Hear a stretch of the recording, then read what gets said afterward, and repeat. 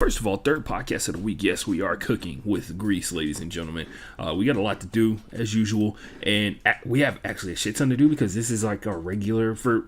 I would say there's a good chunk of people who have been watching the show who don't know that I do this podcast, or I'm supposed to be doing this podcast, and usually life really gets away from me as it gets away from all of us at some point. But me in particular gets away from me on a regular basis. I for one have, let me audio check here real quick, sorry.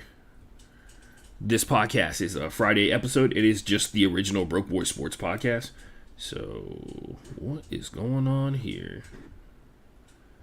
There's no audio? Interesting. Oh, did my speaker die? Is that what happened? Hold on. I gotta change my headphone settings real quick. Actually, no, that's not gonna work. I think my miniature speaker died, but I can check audio on my phone, which obviously I'm going to do. Got to get that. Got to get those numbies up. By the way, oh, awesome! I just got an amazing text message because I thought it was. I thought it was gonna be super duper late. To the thing I'm supposed to be at my girlfriend's house at like noon or whatever for her Friendsgiving. That, my friends, doesn't look like it's going to happen, be honest with you. Hate to be that guy, but, here we are. We're doing, guys, I just, we're out here just producing this content, you know what I mean? But on the real, though, we got a couple of things going on. What the fuck? I just got a message from somebody? Yeah, yeah, hold on. Let me double check. Why am I'm checking the audio for something that I can't hear real quick. Hold on a second. I gotta plug my speaker in so that I can hear the audio coming from my computer with actually, I should be able to hear the audio coming from my computer. There we go. I should be able to, yeah. So we're good. I'm hearing the echo. I should be able to, yeah. We're good. I'm here. All right. Audio's there for everything. Shout out. Audio's there for everything. Shout out. Let's go. Shout out to the audience. I really appreciate it.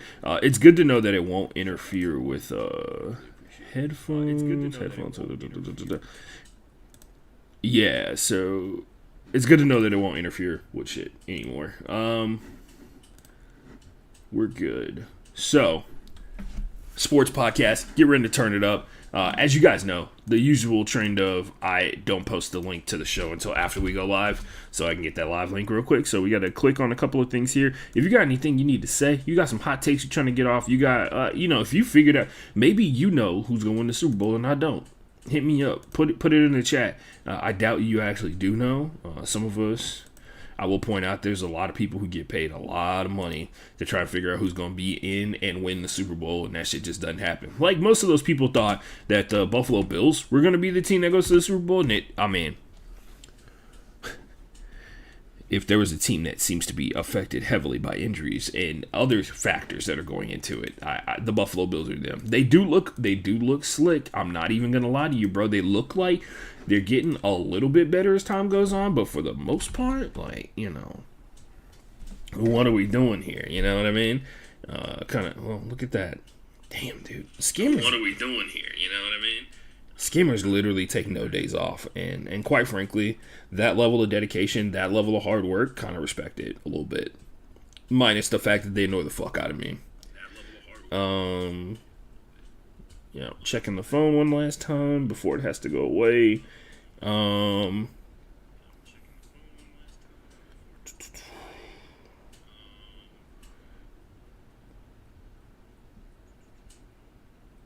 What? People asking me shit. Am I organized? Literally, somebody just sent me a message, and the gist of the message is, are you organized? Did you gather that information together? Of course not.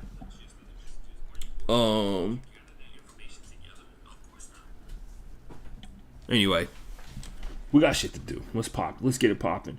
Did I copy it? I copied it. YouTube. Broadcast yourself, fool. Let me cover something up real quick.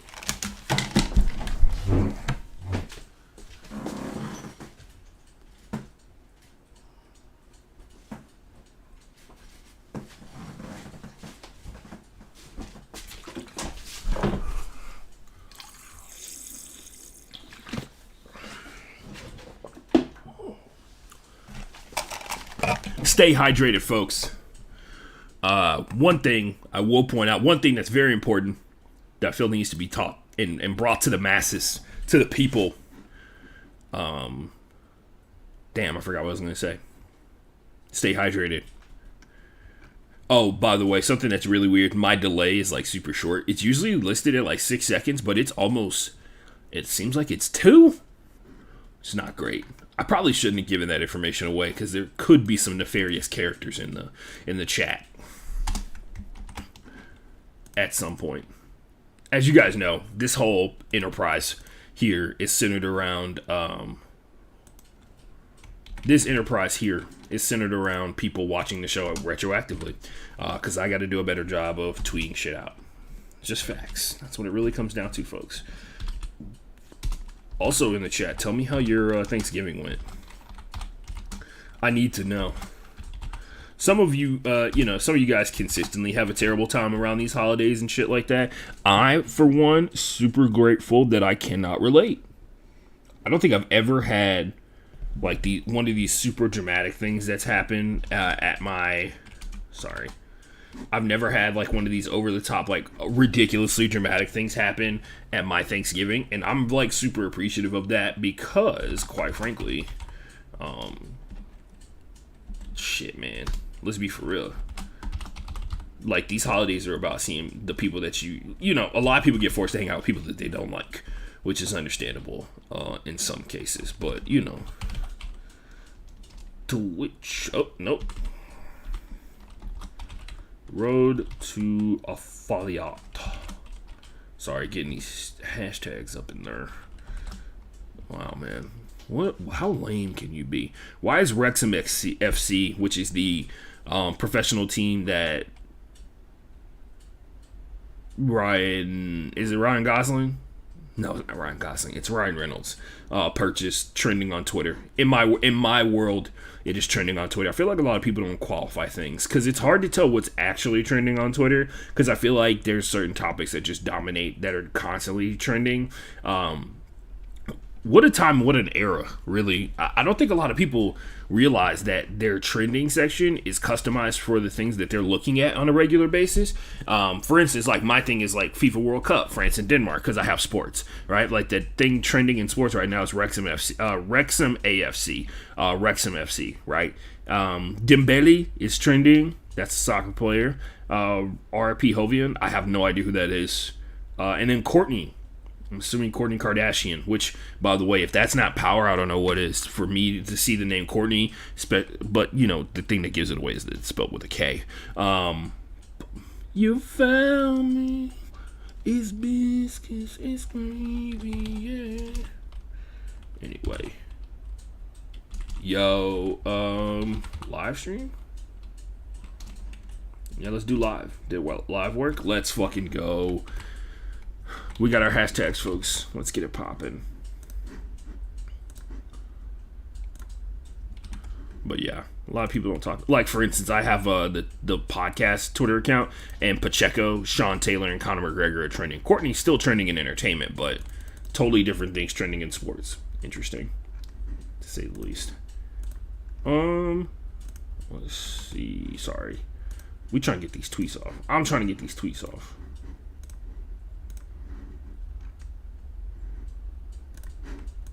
Honestly, totally understand if people don't want to watch this show, because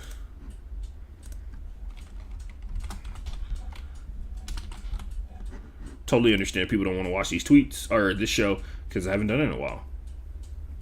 Celery's not that bad.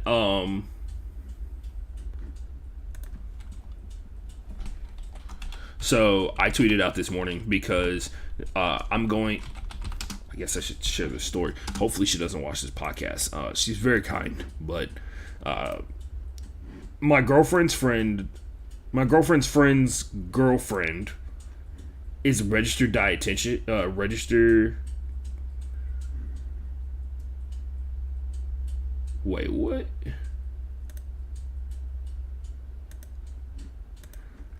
One of my friends is in a HelloFresh ad. That's wild. One of the guys I know, not friend, sorry, person I know. Going back to what I was saying before, there's something going on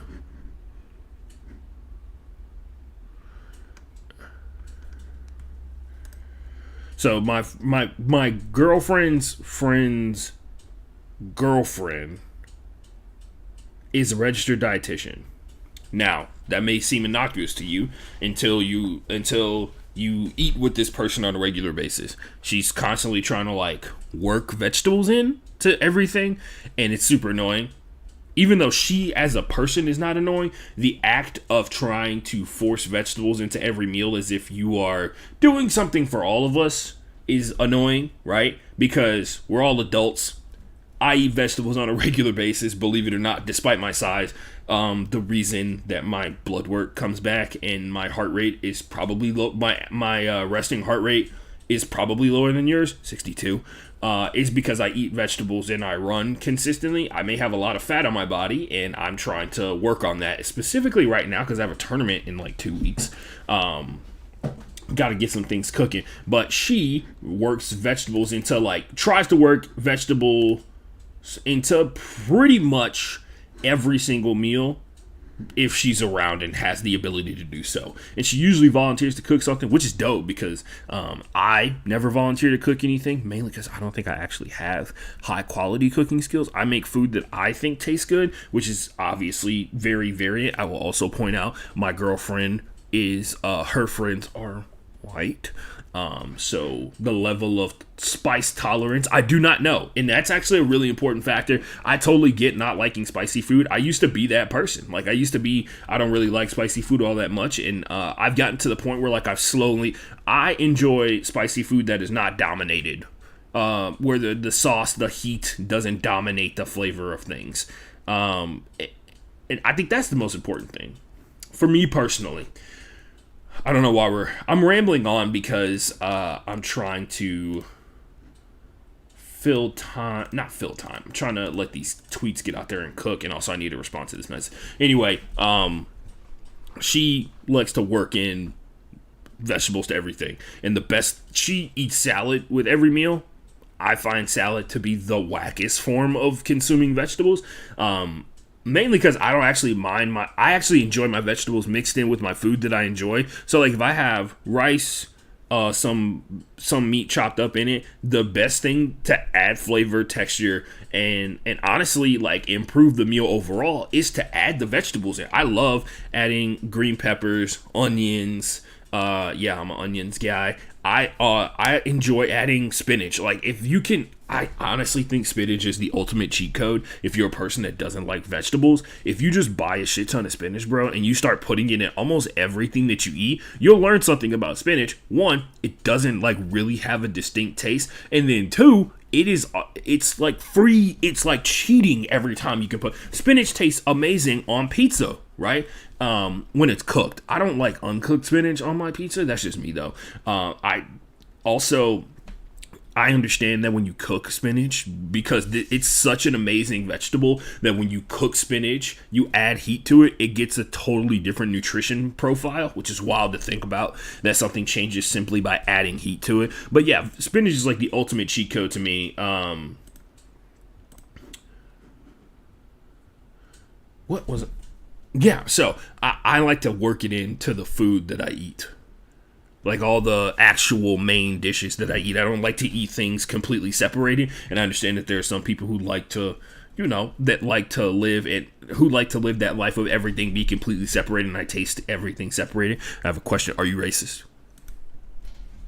I'm kidding. It usually isn't. It's just a preference in terms of some people don't like the way that certain textures mix together, which is totally understandable. Nobody wants the feeling that makes your brain think that you're eating mush, right? Because your brain, the way it perceives certain things, even if you can physically see it and you know what's in it, the way it feels in your mouth can make you feel bad. And nobody wants to feel bad while they're eating food, despite what people will try to do to you on Thanksgiving. Anyway, that's all I got for you on that one. She's coming to the event that I'm going to, and my biggest hope, is that she brings something other than fucking salad, because I feel really bad when everybody else eats salad and I'm like, nah, I'm good, because I actually like vegetables. I don't like salad. Like Brussels sprouts, like asparagus, like green beans, like spinach, like I said before, green peppers, onions, all that kind of stuff like that. The good shit. What I don't like is somebody just putting a pile of lettuce and then putting dressing and like other fruit. Like the uncooked aspect of salad is the thing that really gets me. So I don't like eating it. I do eat vegetables though. But usually that's what she tries to bring to the table because it doesn't interfere with anything that anybody else is doing. And I, for one, respect it. We are at 68 followers, 70 followers. I think it's 70. The way this thing, the way Twitch counts followers is weird. But if you go to like the Twitter account or if you go to the Twitch account for the show, you'll see it's at 70. Anyway, unless somebody unfollowed, which is totally understandable because going live like 2 times a week and only doing challenge-specific podcast and an NFL podcast can be annoying. It's not somebody's cup of tea. Let me respond to this message real quick, and then we'll get the show started.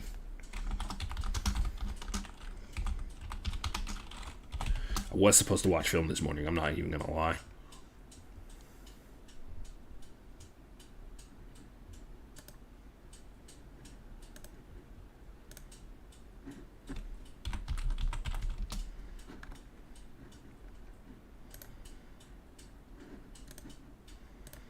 What's the competition? She says that there's a competition for who can get the most people to sign up. One, I don't volunteer for shit. Is there a live stream volunteer? Fucking whack, bro. I'm signing up for something that I'm going to immediately regret, but I'm doing it right now because I'm in the spirit and my friend asked me to do it. So I'm signing up to volunteer for this tournament that I'm going to, despite the fact that I'm a coach. Despite the fact that I'm a coach, which means I probably need as much time to myself as possible, I'm signing up to do digital media shit. Look at that. Oh, there we go. Only doing commentating, only clicking that.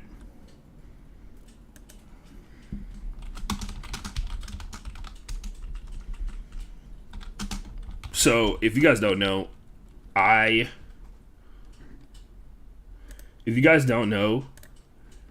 am considered to be the best broadcaster in the history of the very small sport that I participate in, Quidditch, quad ball, sorry, which is probably going to drop me down the all-time rankings, to be honest with you. Quad ball, I'm really having a tough time adjusting. I even say it when I'm looking at, so everybody says it colloquially,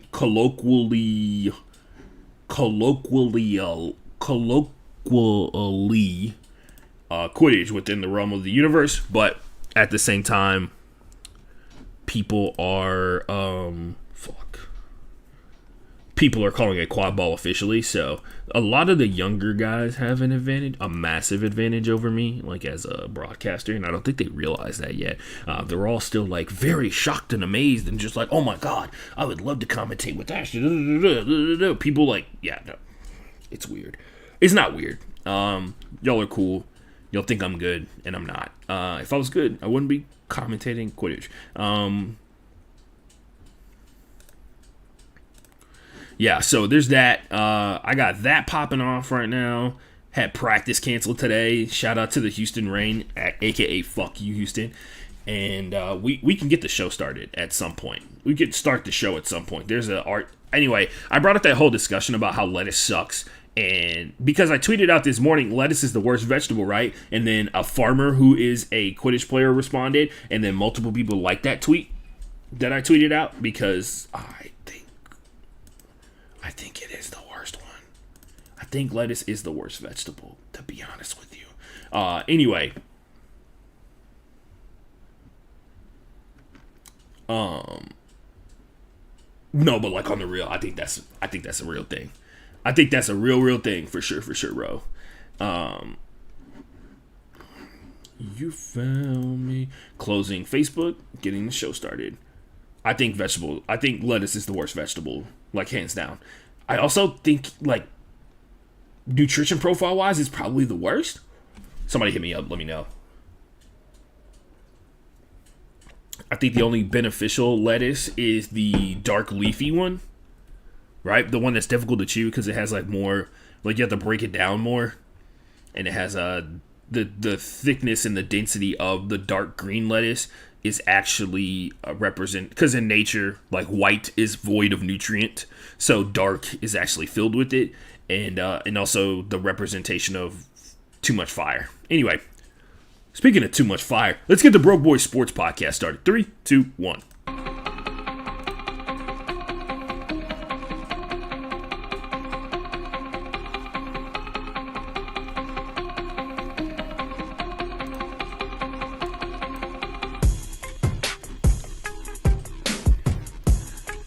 Ladies and gentlemen, boys and girls, and everybody else in between, I'm Ashton G. Lewis. This is the 201st episode of the Broke Boys Sports Podcast.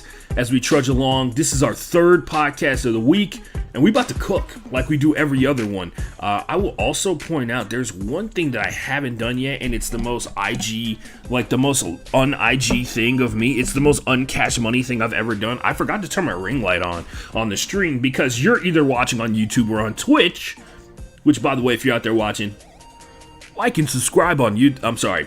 Hey guys, hit that like and subscribe button on YouTube. Smash the bell notification. Smash the bell for notifications. And then on Twitch, please just follow. We're closer to 100 than we are to 50 at this point. We're trying to cook, trying to get to that point, man. And obviously, we're on the road to becoming a Twitch affiliate. The only thing that we literally have left to do is average 3 people watching the show live, instead of what happens where people go back and watch the show retroactively. So with that being said, ladies and gentlemen, thank you very much for taking time out of your day to watch the show for even just a mere second. I really appreciate it overall. And we need to send out one more tweet. I'm pretty sure. Oh, damn. Anyway, we got a lot of shit to talk about. This is a sports podcast where we talk about all things sports. For this is the part of the show where we talk about all things sports. At the end, we are dropping all the predictions for week 12 of the NFL season. Wow, that really hurt to say, like, in my very fucking soul. I will say this: the playoff race is out of hand for some people. Like, for instance, the NFC North seems like it is merely 2 games. The NFC North seems like it's 2 games away from being clinched by, of all teams, the Minnesota Vikings. Even though a lot of signs showed before the season that the Vikings, they got the juice. You know what I mean? A lot of those signs obviously were hindered by Kirk Cousins, who has found his mojo in the back half of this season, because they had a killer bounce back win on Thursday. That was pretty clutch. There's no way around it. They are a team that a lot of people think is fraudulent, and they went up against the New England Patriots, and I'll point this out. Should be very concerned the fact that they were going blow for blow with the New England Patriots. Why is Maurice Clarett trending? Please don't tell me he's dead. Yeah, so nothing major. Oh, they did a piece on Maurice Clarett for College Game Day. Cool. But yeah, we got a bunch of stuff cooking. So let's take it from the top, shall we, ladies and gentlemen? We are actually talking about hockey this episode too. It's wild. We're gonna do it. We're gonna break it down, chop it up a little bit here. So we start with, as usual, with geek news. Nerd news sounds better rolls off the tongue. With geek news is what it actually is, because you can be a nerd and not like geek stuff, but you can't be a geek. You can be a geek and also be a nerd. Nerd is about intelligence. Geek is about fandom. Anyway, let's take it from the top. Crown the king, ladies and gentlemen. I know it happened a couple of weeks ago, but I just wanted to point out, shout out to one of the greatest of all time, the GOAT, if you will. It took him 25 years and losing a shit ton, which, if there's not a referendum, a representation of the world that we live in, then Ash Ketchum, which I think is why so many people related to him, even on his struggles and everything like that. If Ash Ketchum isn't all of us chasing our dream, or if Ash Ketchum isn't the people who have chosen to chase their dream, I don't know what is. Dude got smoked at every possible turn of the way. He took a lot of wins. He took a lot of losses. But guess what? He kept grinding, and now he's on top. He won the Pokemon League. He is the champ, the reigning champ. When you see him out in the street, you call him champ, like Cordero Patterson used to say when he won his championship with the New England Patriots. Something I've always thought was like the most fire line after somebody won a Super Bowl. But moving on. Ash Ketchum, who means, quite frankly, a shit ton to me personally, because Ash taught me very early on, and yes, I say Ash taught me, is one. First of all, Pokemon's one of the first animes I ever watched, and anime is something that's a big part of my life on a regular basis. I will point out that Ash Ketchum, many people will point out there's tons of YouTube videos about it. Terrible Pokemon trainer to start off with. It's almost like he's like a little kid or something like that. And as time goes on, he got better. What do you know? As time goes on, he learned from his mistakes. He learned to believe in himself and his friends. But one thing that I feel like is heavily underrated about belief, Ash has always believed in himself, because as a young kid, he had enough stupidity and confidence, a deadly combination, as some of us do know in real life. Enough stupidity and confidence to blatantly come out and say he's going to be the greatest Pokemon trainer ever. And that, although very minute, taught me that, hey, if you're going to do something, why not be the greatest at it ever? If you're going to do something, why not say you're going to be the greatest? Why not have the eventual goal of becoming the GOAT? You have the ability to be able to do so. And that's actually how, it's actually the source of why I keep doing this show. Be honest with you, that's why I keep doing this podcast. Because a long time ago, not when I was like 10 or anything like that, but I was stupid enough to be able to say, hey, if Ash can suck so hard at being a Pokemon trainer and still believe in himself, even after all these L's, even if he never achieves becoming a Pokemon master, he went out there and he tried to be the greatest. He shot for the very top and he fell a little bit short. And now he shot for the very top and he at the top. More motivation than ever. 25 years later, one of the greatest animes ever. Literally a anime that has found its way into the actual culture of the people that watch it, and in the culture of the nation that it comes from in Japan, the culture of an entire generation of multiple generations of Americans. A card game that has now become iconic and probably makes millions/billions of dollars every single year. But nonetheless, massive achievement. I know it happened, and what people are, older people are just gonna be like, that's what happened in that little cartoon. I was listening to the Pivot podcast a couple of weeks ago, and they were talking to Israel Adesanya, who, if you don't know him, he's MMA fighter, nicknamed the Last Style Bender, which is obviously a reference to one of the best and probably maybe the greatest cartoon of all time. And I say cartoon because it is not an anime.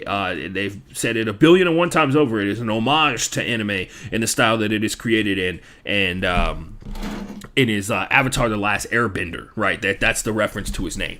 The thing he also pointed out, and really was the thing that he also pointed out and talked about a bunch, was how much Naruto and a lot of other animes mean to me. Yes, I know. Some people rolling their eyes in the crowd. Naruto, great anime, but a lot of it is centered around how it makes people feel. Because I've cried like 3 times watching Naruto, and none of them were like fights or anything like. Well, I guess they were fights. Technically, all the emotional moments are fights, but nonetheless, that moment, that situation, believe it, like how much anime can influence them. And he was talking to Fred Taylor and Shannon Crowder, 2 guys who literally could not relate. Like they thought he was talking about cartoons, and they literally hit him. They sounded like old black guys, right? Like that and they're not, to be honest with you, but they sounded like old black guys, like hardcore in that moment where they're like, well, you like them little cartoons and stuff like that, as if cartoons can't influence and change people, not as if cartoons aren't a form of art that we can all appreciate, right? And I think a lot of people, because kids drift to cartoons, really do dismiss what effect that cartoons can have on people. And anime has a massive effect on not only children, but adults on a regular basis. And Pokemon, I think a lot of people in the world can say Pokemon was one of the first animes they ever watched, and the influence that it had, and the songs, the iconic songs that come with it, from the title sequences, all that kind of stuff like that. The movie that we all watched 1,000,001 times and everything. But yeah, man, shout out to Ash Ketchum and inspiring me to continue to talk into this stupid microphone on a regular basis. Appreciate you, man. I know you're not real, but I still appreciate you. You are once again how not real can Ash be if he's inspired me to do something like this on a regular basis, to the point where I was on ESPN last summer. You know what I mean? It's not like he's, how fake can he actually be? Best of the best, ladies and gentlemen. If you guys don't know, this show bills itself as the best and the worst that sports has to offer.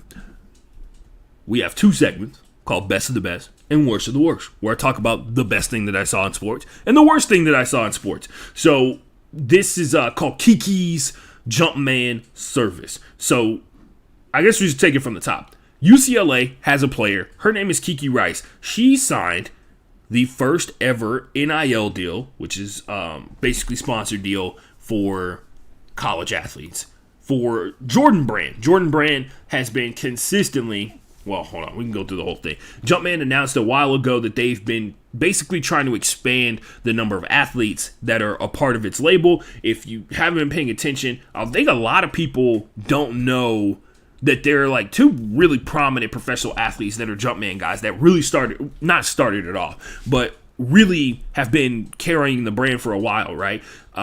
Bobby Wagner, LA Rams linebacker, one of the greatest of all time, guy that I appreciate and love a lot in terms of the way that he plays football, like his mentality a lot as well. And he, very similar to the other Jumpman athlete, Russell Westbrook, LA guys, both of them from Los Angeles. So and what do you know, UCLA? What do you know? Kiki Rice. I think we're starting to see a trend here. But if you don't recall, the most recent and biggest name for Jumpman is Zion Williamson. He distinctly decided to sign with Jumpman, the brand that had more resources to be able to dedicate to marketing him and making his shoe and pushing it the way that they want to, in a really different style centered around it. Nike is so much expanding to so many different avenues. They have a skate brand. They have a skating brand now, obviously. Nike SB, by the way, one of the most underrated departments at Nike. Nike SB and Nike Yoga are probably the 2 best departments at the entire company because of the stuff that they make on a regular basis. If you're looking for good shit from Nike, Nike SB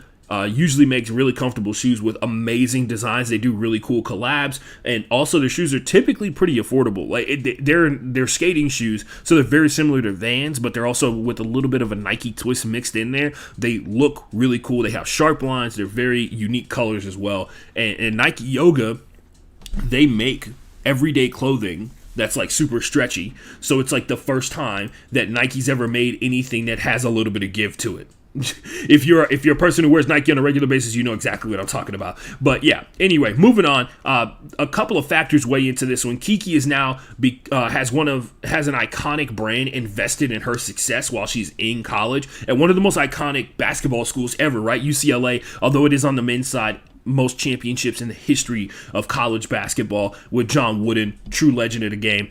She also plays for a constant college basketball powerhouse on the women's side in UCLA as well. Major market, consistent powerhouse. UCLA is a perfect combination, right? UCLA is also the public school in comparison to USC, the private school. UCLA is in the fancier part of town. USC is in the hood, even though it's the private school. Investment in women's basketball has been skyrocketing, and the deal with Kiki signed is probably cheaper than going after one of the high-end like 5-star dudes or whatever that are coming out of high school, because and then the other factor that weighs in with going with that, and this is why I point this out, right? The guys have the ability to go one and done. The guys actually have the ability to sign a deal without ever going to college, right? Like, we're in the midst of seeing a generation of players who are exploring all these different avenues. Overtime Elite, the G League Ignite, going overseas to the Euro League, the NBL, which is like the NBL, which is the league that Lonzo Ball played, or LaMelo Ball played in before he came back and played for and got drafted by the Hornets into the NBA. That league has become like a pseudo destination for a lot of these potential pros when it comes to basketball. It's kind of wild to think about it, but it's safe to say Kiki, because of the rise of women's basketball, is going to be cheaper than the peak. You're buying low, right? Like, Kiki could become more than likely she will become a WNBA player when this is all said and done. But one thing about Kiki as a college athlete, she's one of the few future professional athletes that has to go to college for 4 years because of the WNBA, thus making her more valuable if you are trying to reach a college audience. This is now 4 years that Jumpman has to maximize Kiki's brand within the realm of college without being a WNBA player, because now they have her on a path to starting from this certain point when you get to college, right? Marketing her, building her up, having collab brands with her, giving her the best year that Jumpman has available, her being on campus for 4 years and because a lot of these ladies, there are a lot fewer incidents that you see where, the police are involved or like people are getting in trouble when it comes to women's basketball overall as a whole in comparison to guys, right? The ladies are typically great representations of what it means to be a college athlete in the old school sense, which is really weird because there's so many people who are so caught up in the purism of college athletics. You would think that they would support the ladies who are living that lifestyle because they're not making a shit ton of money on a regular basis. Kiki's going to be and more than likely, like, Kiki's going to be getting a lot of these boxes, a lot of these hauls and stuff like that from Jumpman and all the new branding and all that kind of stuff like that, all the new gear they have coming out for this year, and she's probably got to wear it around campus, which is going to influence other people to do it. Oh, did I also mention that UCLA is a Jumpman school? Oh, right. It's not like this is like all intentional and targeted and very intelligent for them to be able to do this on a regular basis to get a face of the school in terms of athleticism, because UCLA sports kind of back on the rise again, and they're going to be in the Big Ten pretty soon. So in the likelihood that they'll get a chance to play on a lot of these big time networks is going to skyrocket as well, and they'll be getting more money because the Big Ten pays out better than the Pac-12 does. That's why USC and UCLA jump ship. They're trying to get these checks. Kiki gonna be getting these checks too. That's really cool overall, because it seems like it's a 360-degree plan, not a 360-degree deal, which is like the worst thing possible for a musician. It's a 360-degree plan for Kiki to become extremely successful and for Jumpman to get the brand out there into like a new group of people, a new market of people and sports fans and stuff like that, people who support Kiki. I'm assuming they're going to make gear centered around her that she's going to exclusively have that's associated with her, things that phrases, all that kind of stuff like that. Like t-shirt jerseys are probably going to be skyrocketing. Like that's another thing too, because UCLA, and this has been like one of the biggest gripes that's been going on since the NIL deals happened, people and what the state of college basketball jerseys currently is. Fanatics has been updating people on a pretty consistent basis about whether or not they're going to own they've been updating people when jerseys with college athletes' names are going to be available, because I think they have to sign like individual deals with each one of these guys, like distribution deals with each one of these guys before they can sell their jersey in a store. So they have to like pick and choose who they're going to pick. Kiki, because she's associated with Jumpman, and Jumpman has her under contract, and they're already UCLA under contract, I think it might be a little bit easier to sell her jersey, which is going to be huge for her as an individual athlete. And she, like I said, 4 years playing college ball guaranteed for Jumpman, which I think is a huge deal and a huge part of this, right? You don't have to worry about her being one and done, going to the pros, and then potentially washing out. When she's at UCLA, she's going to continue to be amazing, continue to be very good at this, and Jumpman is probably going to cut more deals like this with other Jumpman schools. UCLA is the biggest brand name school that they have on their list of schools in terms of like universal appeal overall. So a lot of those UCLA athletes might be next up on the list. You know what I mean? They're probably talking to a couple of people, but Kiki's also was one of the most highly touted like college athletes coming out of high school going into UCLA. So it makes sense. Like I said before, I've said it many times on this show, and I'll say it again. I usually say I love to see a black man get paid, love to see a black woman go out there and get that money, especially considering, once again, we are living in a world where the wrong people are paying the athletes. But I will say the companies might be able to pay the athletes more when it's all said and done. We, ladies and gentlemen, are going to take our first of 2 potential hydration breaks, and when we come back, we're going to be talking about the worst of the worst thing that I saw in sports, and this is actually from a couple of weeks ago. It involves a mullet and the Arizona Coyotes. We have about a week ago involving Kyrie Irving. We talking money, or we talking money? FTX. And sports, we have no media suggestion this week, but once we get to what's going on, where we just talk about things that are going on in sports, we have a story about an NC State football player, a school of the deaf and hard of hearing school in the college football playoffs, Morgan Fox and his dog, the World Cup. We'll talk about the World Cup, and then the last thing we're going to do is do predictions for Week 12 of the NFL season. I'm going to take a break real quick. You take one as well. We're not here to judge what you hydrate with, as long as it is something that is safe to drink. You do you. It is a college football Saturday, so thank you for taking time out of your day to listen to me ramble into this microphone, and I'll try and get back to you as soon as possible when we get this break popping off here in a second, as soon as I get the Streamlabs. Here we go. Hydration break starting now for Week 12 of the NFL season. I'm going to take a break real quick. You take one as well. We're not here to judge what you hydrate with, as long as it is something that is safe to drink, if you will. You do you. It is a college football Saturday, so thank you for taking time out of your day to listen to me ramble into this microphone, and I'll try and get back to you as soon as possible when we get this break popping off here in a second, as soon as I get the stream right. Here we go. Hydration break starting now for Week 12 of the NFL season. I'm going to take a break real quick. You take one as well. We're not here to judge what you hydrate with, as long as it is something that is safe to drink, if you will. You do you. It is a college football Saturday, so thank you for taking time out of your day to listen to me ramble into this microphone, and I'll try and get back to you as soon as possible when we get this break popping off here in a second, as soon as I get the stream right. Here we go. Hydration break starting now for Week 12 of the NFL season. I'm going to take a break real quick. You take one as well. We're not here to judge what you hydrate with. I'm going to take a break real quick. You take one as well. We're not here to you. It is a college football Saturday, so thank you for taking time out of your day to listen to me ramble into you. It is a college football Saturday, as soon as possible when we get this break popping off here in a second. Here we go. Hydration break starting now for break popping off of the NFL season. I'm going to take a break real quick. You take one as well. We're not here to judge what the NFL season. I'm going to take a break real quick. You take one as well. We're not here to you. It is a college football Saturday, so thank you for taking time out of your day to listen to me. We're not here to you. It is a college football Saturday, so as soon as possible when we get this break popping off here in a second. Here we go. Hydration break as soon as possible when we get this break popping off. Here we go. Hydration break.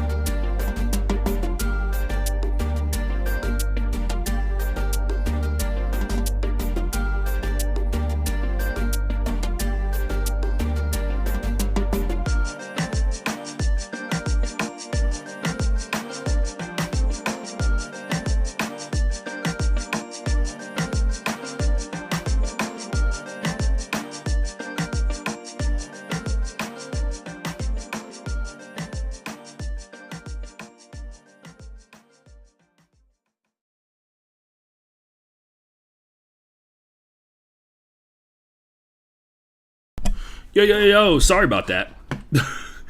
Some of you got bombarded with a cacophony of noise.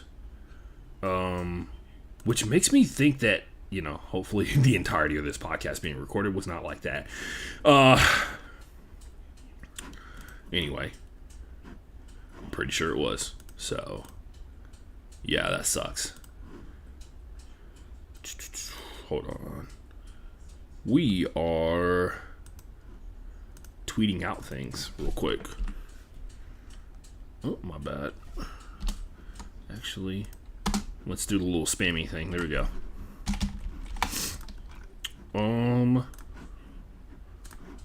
Sorry. Getting these tweets off. Should have been doing that the whole time, but I was working on an audio glitch that was happening. because I don't have my speaker on, I can't hear the echoing that was going on, so I apologize if that's what the whole show has been like, but I don't think it actually has been, because I did a sound check and all the audio was up and it didn't do that. Hold on, we need one more thing and we can get back to work here. Get back to living the dream. Next thing up is Worst of the Worst and then the rest of the show. And send. Close. All right, let's get back to it. Ashton Gene Lewis, Broke Boys Sports Podcast. Will admit, if you follow me on @TheAshtonJ, you're going to see a lot of retweets of a very weird conversation that I had. Some people got real butthurt about me calling lettuce the worst vegetable, even though it seems like it is. It feels like it is. In my heart of hearts, it feels like it is. Speaking of feels like, let me fix something real quick.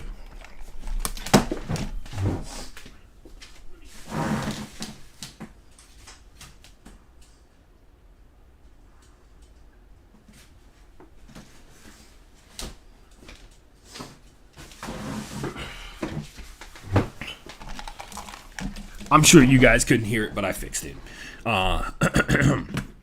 We got shit to talk about. Let's have a conversation, shall we, folks?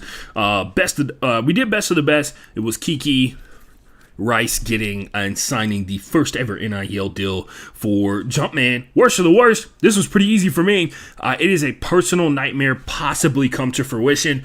It is nicknamed Pay the Man, but it should have been Pay the Man, and I'll explain why. Mullet Arena, they got some new roommates. So if you don't know what Mullet Arena is, which I didn't until I read this story, and then immediately started frantically hyperventilating, Mullet Arena, with a maximum capacity of 5,000 people, is the home of the Arizona Coyotes. Now, because they did not pay a series of fines and taxes associated with the original arena that they were in the city of Glendale. And so not only are they kicked out of where they were hanging out before, which I think is like Footprint Arena or something like that, they are also they're also pretty much stalled out on anything from the city of Glendale involving building a new arena, meaning they're basically without a home kind of situation going on. They are going to be sharing, and you're probably wondering to yourself, who the fuck plays in a stadium with the coolest name possible of Mullet Arena? It sounds just like you think it does. It is a college arena for Arizona State's wrestling and hockey team.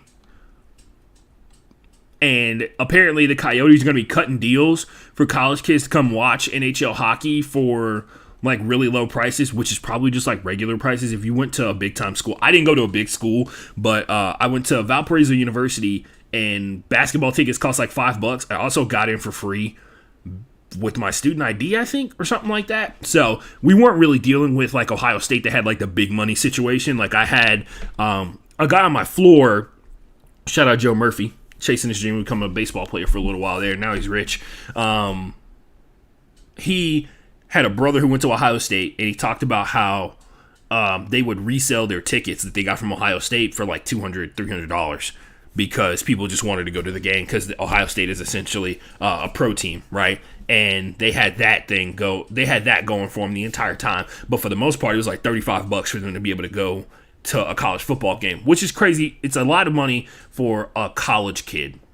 It is not a lot of money for like a person, like a regular everyday person, which is why college sports is like super popular. Jen Choi, who used to work for the Atlanta Hawks in communications and media, had this tweet. She's like, she went to a school where like her football team wasn't good, so she didn't understand people's appeal to college football. And we just had, I tweeted, I was just like, it's cheaper to hang out at a college football game than it is at the pro level games. Also, there's more college football teams, so there's going to be more college football fans. And also, every single one of their arenas is significantly larger, so they'd rather have the arena sold out than have it half empty, whatever. But yeah, there's a professional hockey team, like an NHL team, that's just like welching on paying debts. They owe $500,000 in like unpaid taxes, and then I think it's like $1.3 million in actual money for rent at the arena that they were staying at before. So yeah, it's hilarious. hilarious until you think about, oh man, like it seems like the Arizona Coyotes are not going to be able to build a stadium in enough time. Oh, also they're going to be taking a massive financial loss. I would imagine a team that is refusing to pay rent may or may not necessarily be in a position to be able to pay rent, right? Their biggest issue is if the money is the problem, what's happening next is going to be worse. Maximum capacity at Mullet Arena is 5,000 people. The average attendance for an NHL game is 15,000 people. And I don't know if you guys know this or not. The Arizona Coyotes are consistently one of the worst franchises in the NHL. You know what?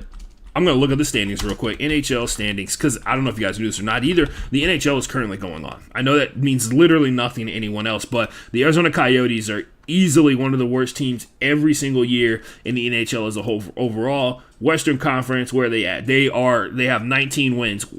Sorry, they have 7 wins out of 19 games played. They are currently second to last in the Central Division, just in front of the Blackhawks of all teams. Interesting. Let me see who other. There are 3 other teams that have 7 wins in the Western Conference. It's the Canucks and the Sharks. So there's 2 teams tied with them, and there's only 2 teams worse than them because the Anaheim Ducks also have 6 wins. So they're once again at the bottom. There's a Senator. The Senators have 7 wins. The Flyers and the Blue Jackets have 7 wins, and all 3 of those teams are in last place in their divisions. So, yep, it's bad. They're one of the worst teams in the league. They're tied for being one of the worst teams in the league, essentially. So, yeah, as you can imagine, trying to sell 5,000 seats when there's a very low probability chance that they're going to win the game, probably not the best place to be, especially if you are the NHL, which is considered to be one of the big 4 sports leagues in America. Now they have a team who literally doesn't have a stadium, and their fix was to, hey, at a massive financial loss, we will have home ice at this college arena where we have less than 33% of the average attendance for an NHL game. So, yeah, that you're probably wondering, oh, man, that does sound sad, but how is that going to become your problem, Ashton? Well, it becomes my problem because now it seems like the Coyotes are magically very mobile in terms of where they can go. They're not stuck or connected to a stupid contract with an arena. They're not stuck or on the hook for a shit ton of money from the city. $1.3 million in the grand scheme of professional sports is nothing, right? I don't know why they're not paying those fines or fees or whatever. It may be because they don't have the money. Those fees are nothing, especially if the league steps in and just decides to pay it out of because they do utilize collective payouts, right? Like everybody puts all the money together in a certain earnings category. I think it's like ticket sales, and the TV money gets all jumped into the same bundle, right? And then they distribute checks and money to each one of the teams based off of the amount of money made. So the biggest issue is that the Arizona Coyotes seem like they are able to move very easily, which means that maybe since Arizona doesn't want the Coyotes, they may need to move and go to another city. And for a long time, there's been a very large movement in Houston to get an NHL franchise. I've long maintained and said the only NHL franchise that I would ever want in Houston, and of course I have all the power in this situation as a podcaster that nobody listens to. I have all the power in this situation. We should not, from the NHL, we shouldn't be accepting a team that is a relocation. We should only be accepting an expansion. Ever. We should only be accepting an expansion because the NHL expansion rules are absolutely stupid. They want to put the team that is the expansion team in the best position to succeed possible, like the Seattle Kraken. So the Seattle Kraken are the most recent expansion team. Before them, it was the Las Vegas Golden Knights, who went to the Stanley Cup in their first and second year of existence ever, if I'm recalling correctly. So let's look at Seattle right now. Seattle. Are they one of the worst teams in the league? No, they're not. They're in the Western Conference, and they are second in the Pacific Division behind the Golden Knights, the other expansion team. They have 12 wins on the season, which is good enough to be first in the Central Division and good enough to be second in the Atlantic and good enough to be third in the Metropolitan. So overall, they're doing well in comparison to the rest of the league. Why is that important? Well, the expansion rules in the NHL, one of the few rules about hockey that I actually do know, other than icing and a couple of other ones, one of the few rules about hockey that I do for sure 100% know is that, one, they get to select multiple players from each roster across the league, right? Like they have each team gets to protect 3 players, I believe it is, make 3 players protected, and you play a little shenanigans based off of like contract situations, whether or not certain players are worth putting the protection tag on, right? And you end up with some vets, a mix of young talent, and then on top of that, you get put into the draft lottery immediately. So in the lottery, when the Vegas Golden Knights signed up, or when the Vegas Golden Knights came into existence, they got the first pick out of the lottery. The Seattle Kraken kind of got screwed over because they got the second. I thought you automatically get the first pick, which is a rule from the NFL or whatever. But for the most part, because of the roster sizes and the level of talent in the NHL, if you're taking players that are already in the league, plus getting the first round pick of the draft, you're going to end up with a shit ton of talent immediately. That is massively important for the success of a team. Whereas, like, if the Coyotes come to Houston, they'll just be the Coyotes with a different name. And I'm not interested in that. Like, legitimately, there would be no support from the league for you to be successful. They would just be able to siphon money out of Houston into the league. Nobody wants that. Like, the Coyotes can stay in Arizona and suck, for all I give a shit. Do not want them as an expansion team. Neither should you. Very concerned that they're going to end up being the new Houston NHL team because of how much they suck. Like, they're going to scam their way into a bigger market to make more money, and probably not use it very well based off of the years past of the Arizona Coyotes as an organization. That's what I got for worst of the worst. I know, way out of left field. My concerns as a sports fan different drastically than everybody else's. I just don't want more teams that lose a ton of games in Houston anymore. I don't think there's anything wrong with that. I don't think there's anything wrong for wanting nice things for yourself. You know what I mean? I, for one, I'm just gonna move on. I don't even want to entertain the world where the Coyotes become the Houston NHL team. But it is a very real possibility. Let's go to about a week ago. This is a segment that shows the viciousness of the 24-hour news cycle and how quickly we move on from things. So, last week, Kyrie Irving was still suspended for a massive flurry of comments that can only be described as an attempt to mainstream a long debunked conspiracy theory of Zionism. Not really interested in having a conversation about Zionism with anybody in the chat, by the way. Already made my mind up on it, just like the people who were involved in the conspiracy have already made their mind up on that as well. Last week, Kyrie Irving was still suspended until he completed a long list of things that proved there were things on the list with the intent to get Kyrie to understand the damage he had done to people he didn't even know, and the people that he had helped inspire, which is always like a good, like if you're ever in a tough spot and you need to understand if your thought process, one, has already come into existence and does exist. Two, what thought process does this align itself with? Does it seem like it is filled in correct or incorrect logic? Look at the other people who support that idea.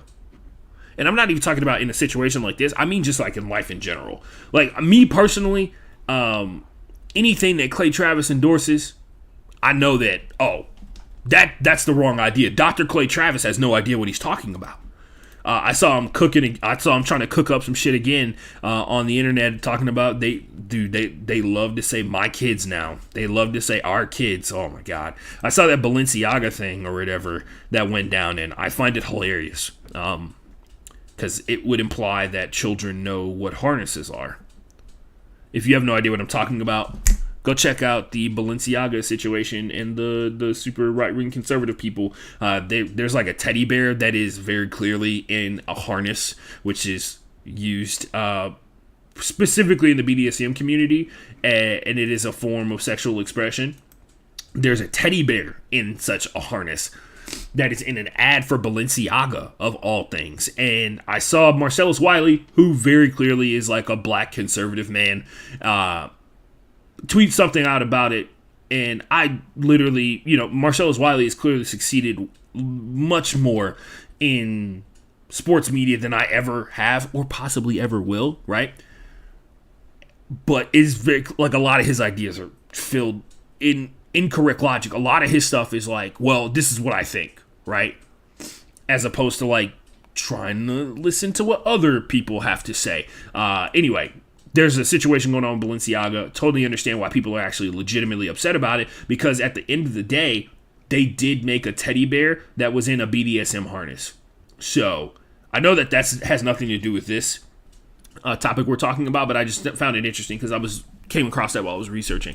Anyway, last week, Kyrie said he couldn't be anti-Semitic, and he had been put on suspension indefinitely until he completed a list of things that would prove that he had become a better person in understanding how, regardless of his thoughts on who can and cannot be anti-Semitic, he did some things that are massively harmful, that are also like really blatant tropes that most people know where they stem from and know not to do them for a majority of reasons. Also, would love to hear people's stories about the people in their lives who saw the Kyrie Irving situation and how they reacted, because I guarantee you there are so many people who learned so much about not only Kyrie Irving but their family members and their friends when this all came to light, bubbled to the surface. Anyway, this week he's seen the error of his ways. Eye roll, right? Everybody, for some reason, just as quickly as they learned about the stupid thing that influenced them to say something horrible, they have completely dismantled the logic that they used to understand that thing and have now reassembled a totally new logical stream of thought, which is super difficult for human beings, because that would imply that somebody admit that they were wrong, and then on top of admitting that they were wrong, they chose to learn from a mistake. What a concept. Impossible in some cases, you know what I mean? Especially based off of some of the things that Kyrie Irving has said in the past, a man who thinks very highly of himself, which is great. As a person with like low self-esteem and waning self-worth on a consistent basis, your confidence, very important to your ability to function as a human being and as a basketball player.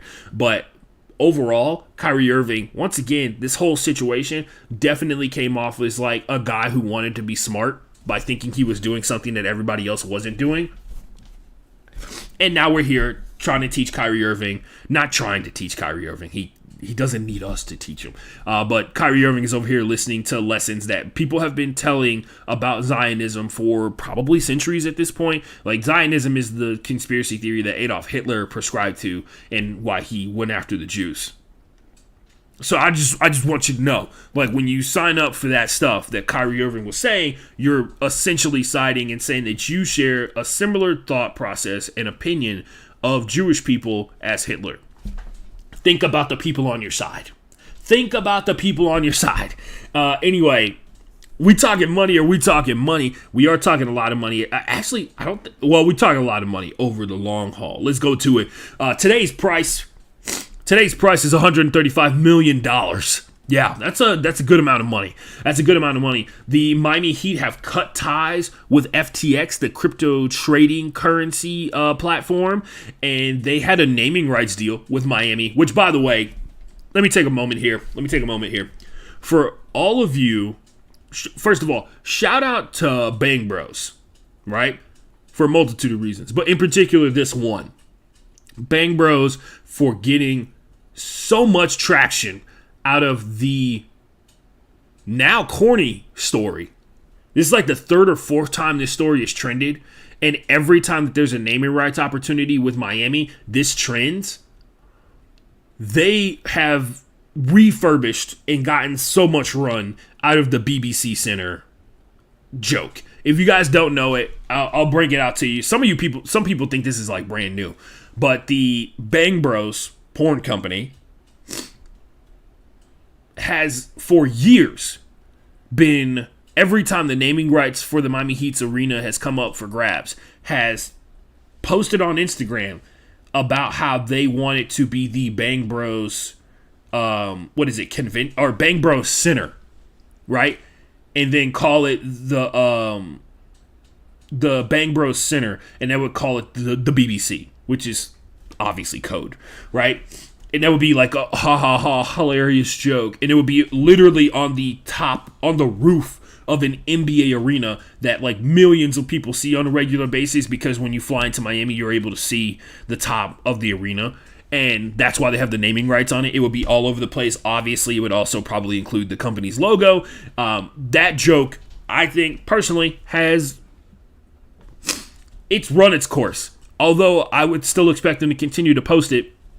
If you don't know why that actually cannot happen, here's a legal lesson for you kids. There's a morality clause in the NBA when it comes to signing on sponsors of any kind, and the sponsor thing is like what people deem appropriate or inappropriate. I learned this not recently. I've known this for a while, because you can if you know anything about porn, they be making money, especially the studios, right? So it makes no sense how when there are sponsorship spots available to buy, just like you have enough money, you can put posters for your porn ads here, right, on our website, at the arena, places where people are gonna be at.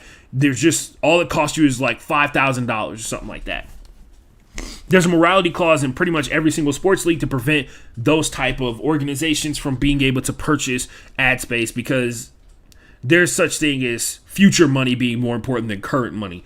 They will forego the current porn money for the future big time corporation Tide money, because there's one thing that each company that is ever going to work with you in terms of money does not want. It is being in the proximity of things that could subsequently get their brand associated with something wild, which is a real thing, which is why people, when they make ads and commercials, they're constantly trying to get kids, and they're trying to get cute animals, either monkeys or puppies, involved with it, right? Like, those are the two things that they say if you can get into a commercial, it works, because of the associative property of seeing puppy next to Tide Pods equals Tide Pods good because I like puppy. That's how the human brain works, which actually says a lot about humans. Anyway, that joke's over. It's not over. It's over for me.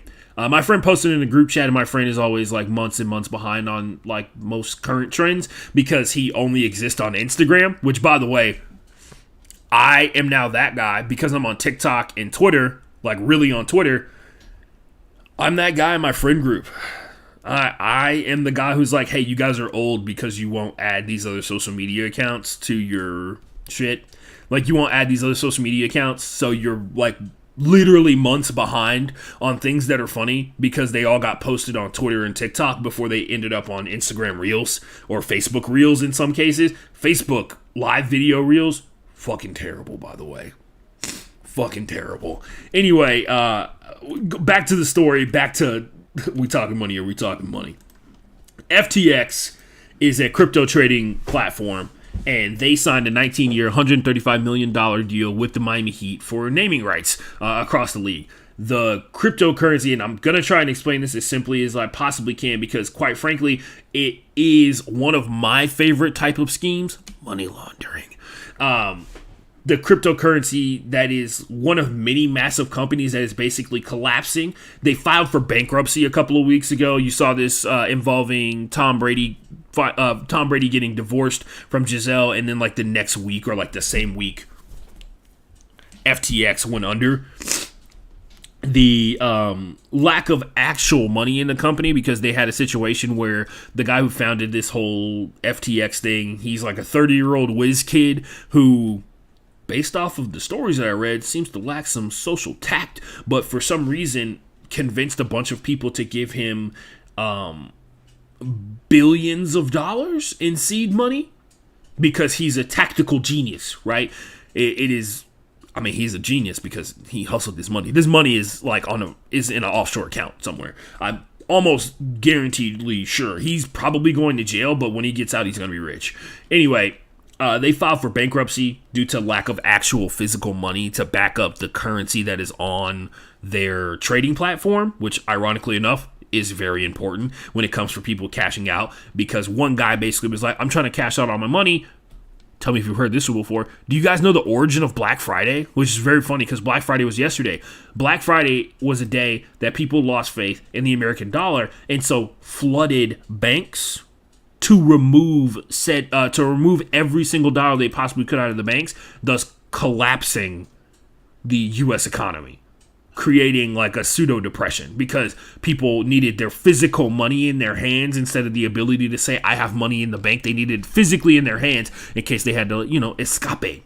And a very similar situation happened with FTX, except some dude just decided, who had like a shit ton of money and currency on this platform, just decided, yeah, I want all my money out. And a bunch of other people caught wind of it, and they're like, why do you want all your money out? I want all my money out. You want your money out? I want my money. You want your money? I want mine. And then all of a sudden, every person that has like a massive chunk of cryptocurrency involved in this platform is trying to get their money out. And now to subsidize it, to match the amount of money that the cryptocurrency is worth at that time, they had to go and find and raise more beneficial cash, because I'm sorry to break it to you, this sounds like this is the backbone of pretty much every scheme possible, including the Ponziest of schemes. So they didn't have the actual money to pay out what the cryptocurrency was worth in the currency that they, like the viable currency that works for that person, right? So if it was like you bought the FTX coin for $50, right? You now have one of these coins. And a couple months later, they tell you that the coin is worth, based off of the market that you're existing in the FTX universe, and that $50 represents like 20% of the total the total amount of money involved in FTX, right? You're like, oh, I want all my money out. And then they tell you, well, your money is currently worth $47. And he says, that's not going to work for me. Other people heard that you tried to cash out all your money and then you chose not to because the price wasn't high enough, and that made people wonder, why is the price not high enough if you're telling me that my money is increasing in value? So they go on a rampage to try and get all the money out of the system, right? That happens. That creates a rush, which is terrible for FTX as a whole, because if they don't have the actual currency to back up the money, which is why it's important. This is economics 101. Decentralized. It's almost like decentralized money is still centralized because it is connected to other forms of currency. All centralized currency is connected in value. With, like, for instance, $1 is worth like 20 pesos or some shit like that. That is centralized currency connected to another centralized currency, powered by the Mexican government for the peso and the American government for America. We are getting way off track. Anyway, they hustled them. They hustled all these people out of their money. This guy who treated them like, he abused them. They were in an abusive relationship. They had a moment where they talked about how he had an earnings meeting, and during the earnings meeting he was playing League of Legends. My bad, I almost said World of Warcraft. That was fucked up. He almost said he was playing League of Legends. And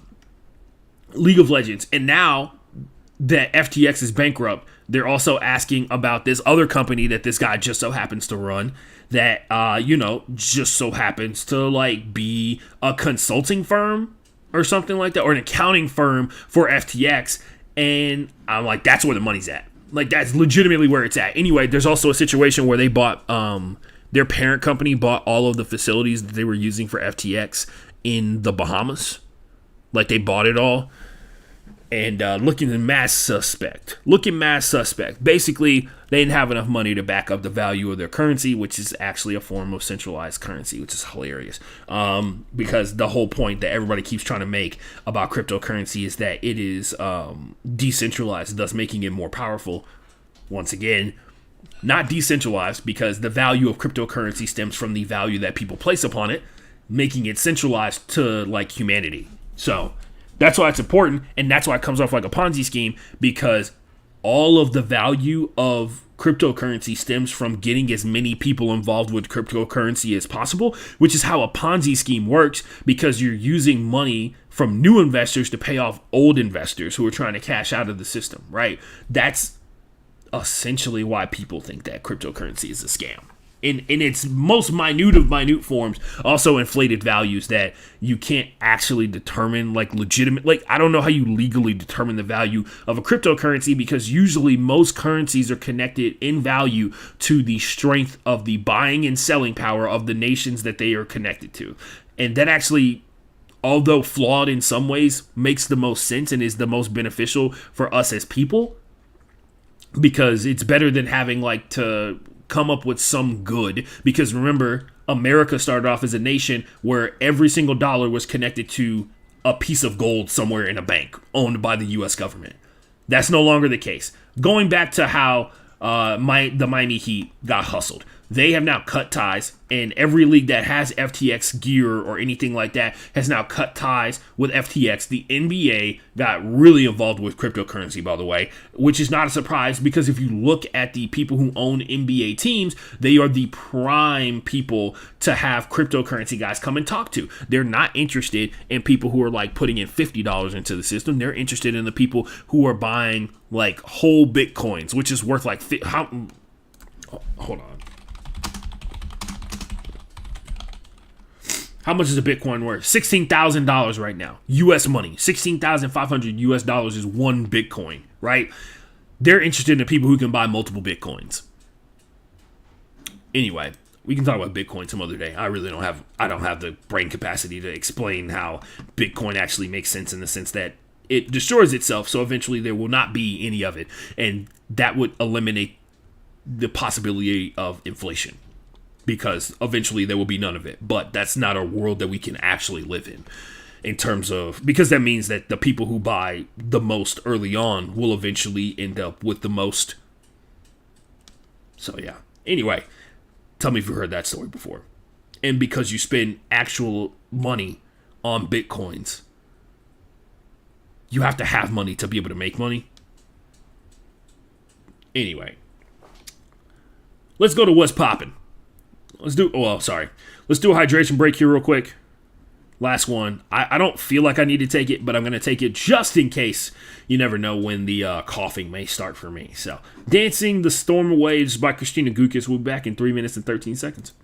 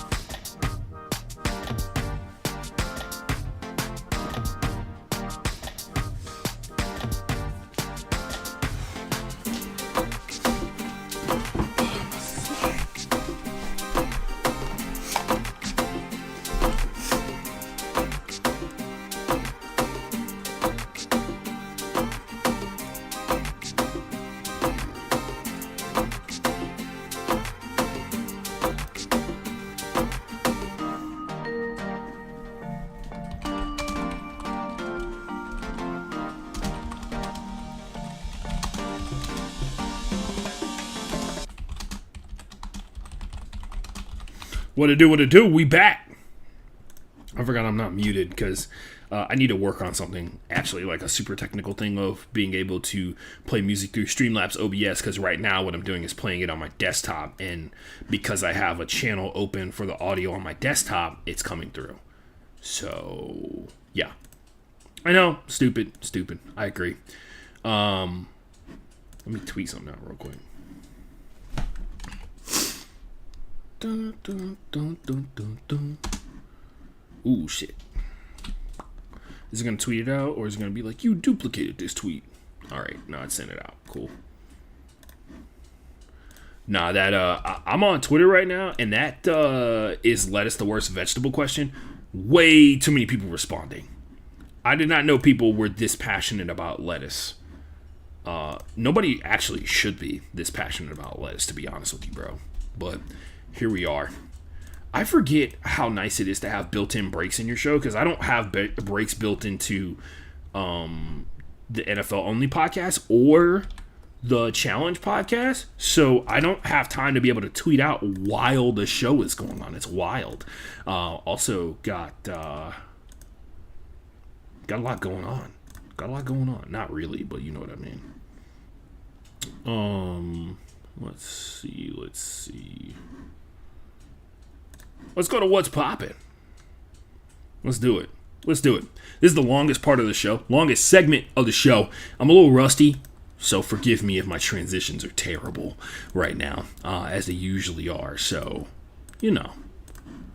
some grace would be greatly appreciated. And let me double check something here real quick.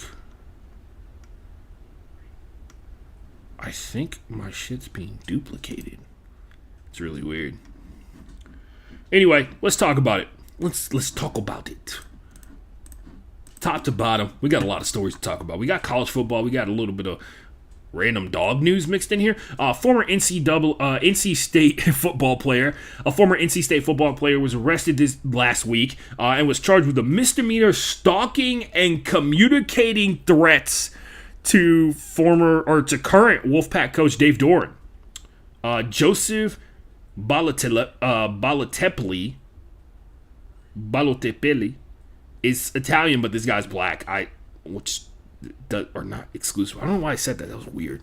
Very, very stupid of me. He played on the team for, he's 22 years old. He played on the team in 2018 and 2019. And one of the quotes that they have from the article is, "I'm going to get him. I promise. Dave Doran and the rest." Super villain type shit. He was seen on several occasions near Doran's place of work, and it sent a bunch of texts apparently threatening Doran and other staff members. He is free right now, like out in the world with an ankle monitor on, which if there is one piece of legal equipment from law enforcement that has reduced itself outside of police, has reduced itself in trustworthiness to me, it is ankle monitors. Because I don't know, like, I thought you're supposed to be like locked in one place when the ankle monitor gets on your ankle. I'm sure there's a bunch of rules that I don't know that go along with it. I've also heard of many people like taking them off, right? Don't know if those people eventually get caught or anything like that, but the ankle monitor, I can't think of a piece of equipment that I've lost more faith in terms of legal sense than the ankle monitor. Because it is easily deceived, my bad. And I'll also point out, this guy seems like the kind of guy who would mess with an ankle monitor and try to do something with it. Don't know if he'll be able to do it well. When he took his mugshot, he was smiling. Like, legitimately, maniacally smiling in his mugshot. Says all I need to know. Like, if I'm Dave Doran, week one, we got to up the security a little bit. And then two, the second that we see him, we need to be filing a restraining order to get him in jail immediately. We need him back in jail immediately. Because if the dude is smiling, he's not trying to find you to have a conversation. Unless, I guess a knife can talk to multiple parts of your body. Knives can do that. They talk to your body parts. Very violently, but very possible. Anyway, Gaudette, which, by the way, random connection. I was at my friend's house. She was in the hot tub with her other teammates. And one of her teammates like randomly said the name of this school. She's like, fuck Gaudet. And I had recently read this article and I found it really random I found it really fucking random in my life that I heard that school twice in 1 week. So Gaudet is the school of the deaf and hard of hearing. They play college football, and for the second time in school history, they have made the playoffs, made the Division III playoffs. Coaches use a massive drum to create vibrations so players can feel when it's time to start stretching and stuff like that instead of being able to hear. There are only 3 full-time coaches on their entire staff. Goldstein, who's the head coach, Healy, and an assistant coach / recruiting coordinator, Shelby Bean. And I think Healy is a former player for Gaudet back in the day. The Bison have a hard of hearing receiver who is playing quarterback. They have a deaf offensive tackle who is less than 200 pounds. And then they have a hard of hearing freshman long snapper. Wild, right? Coach got like really upset, I think, in game number 1 of the season for them and threw a chair in the locker room, and none of the players reacted because they could not hear it or see it. They had their backs to him and they could not react to it. The hard of hearing guys were able to hear it and they looked at him. So it's like 3 people turned around and looked at him. Most of their players can't hear a whistle. And so the head coach, when asked about it, was like, yeah, I haven't used a whistle in like 4 years. But yeah, they made it to the Division III college football playoffs. And like did really well. I think they went 11-1 or 11-2 on the season or something like that. They had their best they're their best school. They tied their best record as a school this season. Wild to think about. Shout out to Gaudet out there finding a way. Legitimately, that's all it is just finding a way, grinding it out, finding a way.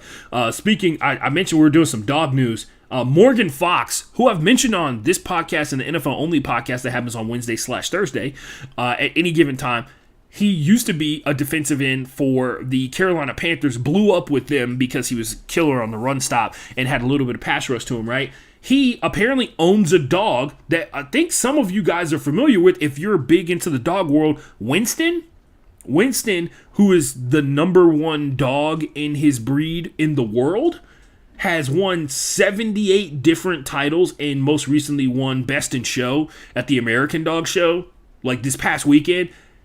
Yeah, they live in the same house. Morgan is Winston's co-owner. And apparently Winston is the most elite athlete in his entire house. Shout out to him. That was wild.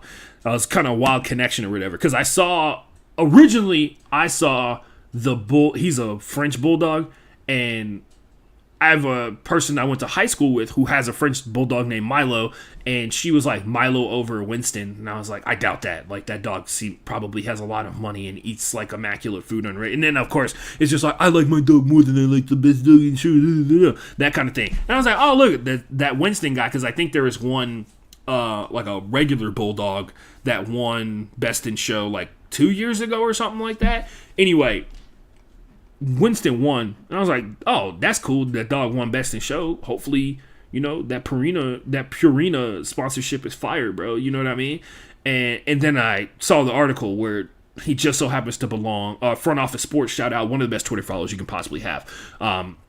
They were like, yeah, Winston is owned by Morgan Fox, who plays for the Chargers now. So that was funny. Anyway, let's talk about the World Cup.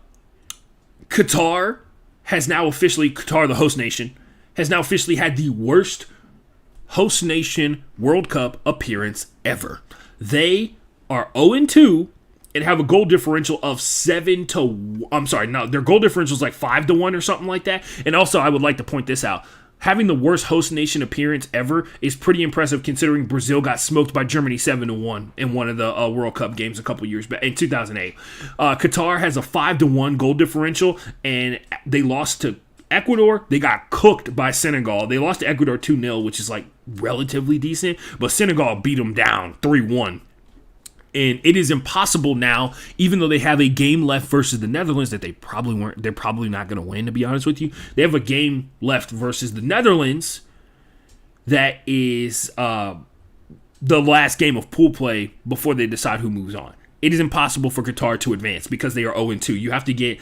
You can get one of all three possibilities in a soccer match. You cannot get two losses or you will automatically lose, and you can't end up in the top two. So you can get a win, loss, and a draw. You cannot get two losses and a win. That's not enough points. It's 3 points. 3 points per win, 1 point for a draw. So that being said, Ecuador and Netherlands are probably going to be the ones that advance out of here, even though Senegal is really good. Senegal lost their opening matchup to the Netherlands. Every African nation lost their opening matchup, which is really wild because a lot of really talented players play for African nations. This is huge because there was like a sizable amount of buzz leading into the World Cup from CONCACAF because they had done so well in CONCACAF, which is the league that feeds into the World Cup. Like it's the qualifying league that has the United States of America, it has Canada, it has Mexico, it has Costa Rica, and a bunch of other countries. They're like Cuba and Panama, right? Like they're relatively decent countries when it comes to soccer. They also won the Asian Cup of Nations a couple of years ago in 2019. They look like they were a team that, one, had a lot of money behind it, which they do, but two, looked like they were going to be able to do a little, going to be able to cook a little. Turns out when you're the smallest nation on the planet, it's really hard to find world-class soccer players. Who would have thought? Saudi Arabia is set to receive Rolls Royces for beating Argentina. If you didn't get a chance to watch that game, it is easily the game of the tournament so far, despite the fact there have been multiple games where like 6 or 7 goals have been scored. The close second will probably be Portugal and Ghana. 3-2 final. Check that out. The World Cup is always a battleground. And what I mean by that is the World Cup is the largest singular sporting event on the planet. Bigger than the Olympics, even though the Olympics has like a multitude of sports, right? You get to see some amazing and terrible things all the time. You can see amazing things like an anime, a soccer anime called Blue Lock, inspiring the jerseys for Samurai Blue Team Japan, and then they beat the former World Cup champions in Germany and soccer powerhouse in Germany. You get to see Saudi Arabia have the biggest upset in the history of the World Cup by beating Argentina in Messi's last World Cup. You get to see wild stuff like Budweiser having to move their beer tents further away from the stadium, because the Qatari government and alcohol are just like not bros like that. Budweiser has spent millions of dollars trying to get into this World Cup, and they've actually won the bid for the player of the match sponsorship, and they essentially give you a giant beer glass. It's pretty cool. People paying out almost $500 a night to stay in a tent outside of the main city of Doha to go to the World Cup. You can see wild shit, like two real life brothers who are playing for 2 different countries at the same time. They're playing for Ghana and Spain. It's Inaki and Nico Williams. Inaki was born in Ghana and Nico was born in Spain. They're both Spanish. They grew up there, right? There's an 8-year age difference. And Inaki, who spent 8 years of his life in Ghana before Nico was born, has chosen to play for Ghana. Nico's chosen to play for Spain. They both played so far in the World Cup, and it was pretty cool. Inaki was the guy who snuck up behind Portugal in their back line to potentially get a stoppage time goal to get a draw. Ronaldo, you get to see wild stuff like Ronaldo making history as the only male player to score a goal in 5 different World Cups. Insane. Very fitting as we basically witnessed the swan song of Messi, Ronaldo, and Gareth Bale and a bunch of other players as well. He also got fired on his day off. I feel like we really should be talking about that a little bit more. Man U has officially parted ways with Ronaldo, and they said it's mutual. Ronaldo did not have a good time when he went back to one of his original clubs that he started off with. It's a massive stage to also attack nations, governments, and atrocities that are going on across the world. For instance, Iran has had a lot of issues in terms of their government oppressing women, abusing women in terms of forcing the hijab upon every woman that's in their country instead of the people who choose to observe it for their religious purposes. Protesters have all but come to blows at the World Cup with people in support of Iran. They won 2-0 versus Wales, and the protesters who were chanting the name of a woman who had been killed in police custody essentially got attacked by a group of men as they won that as they were leaving the arena, because they were so pumped up about winning a soccer game. It's way more important than that girl who got killed by our government. Iran even arrested a former soccer player who had like spoken out against the government like yesterday. The national team didn't sing the national anthem in their first matchup and then sang it in the second one.